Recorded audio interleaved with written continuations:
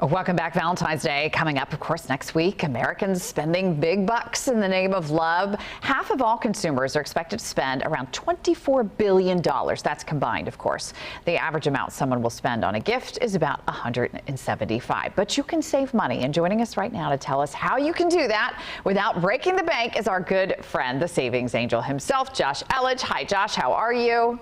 Good morning, Amy. It's good to be here. See you. All right, so literally this just broke this morning that inflation is now up 7.5%, which is the highest we've seen since 1982. Everything is outrageously expensive, right? So when we talk about saving money, we're thinking, how do we do that in this day and age? But you have found some ways, haven't you? Well, absolutely. So we could go category by category. And I got to tell you that the first thing that we should probably address is restaurants. Now, I am so grateful if we're thinking in terms of availability that Valentine's Day is on a Friday or on a Monday and not a Friday, because that's really going to help spread out when people want to be there for the magical time. Like you could celebrate Valentine's Day like my wife and I are on Saturday. I would highly recommend that. In fact, and again, mainly from supply issues, restaurants are going to be slammed. Anyone that eats out with any regularity has seen this. Staffing issues, but just capacity issues.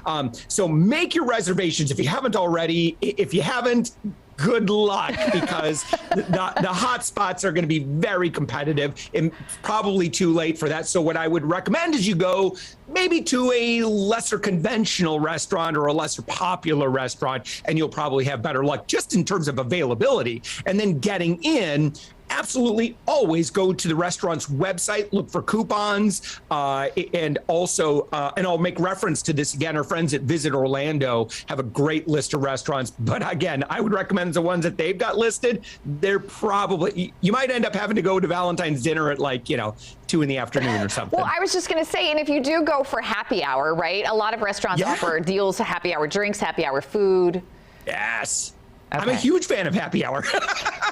Early bird so yes, specials. Unconventional times. Again, that's all going to help you. And again, I'm especially looking out for, and I see you're going to see them all the time. In fact, if you go into the grocery store on Monday, you're going to see the guys up and down the card aisle. It's like after work on Monday, and they're going to be shopping for cards. Don't do that. And especially, Amy, do not do that when it comes to flowers. Flowers, you want to get early. You want to got to work that out.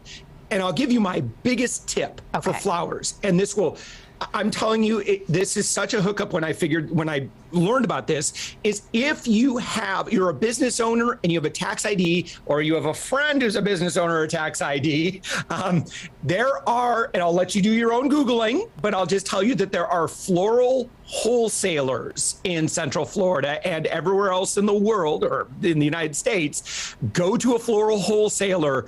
You will save, no joke, about 70 to 80%. Wow. I mean, it's amazing what you get. I remember doing a story in the studio about 3-4 years ago, and I showed what you can get. So essentially, like what generally you see folks selling on the roadside and stuff, they're just going to the wholesale. Listen, wonderful people in the flower industry, and I don't want to, kind of take away anybody's job there. But yes, there's a lot of markup. All right, good to know. Josh Elledge, the Savings Angel. Great tips for everybody pre-Valentine's Day. We'll see you soon. Thanks.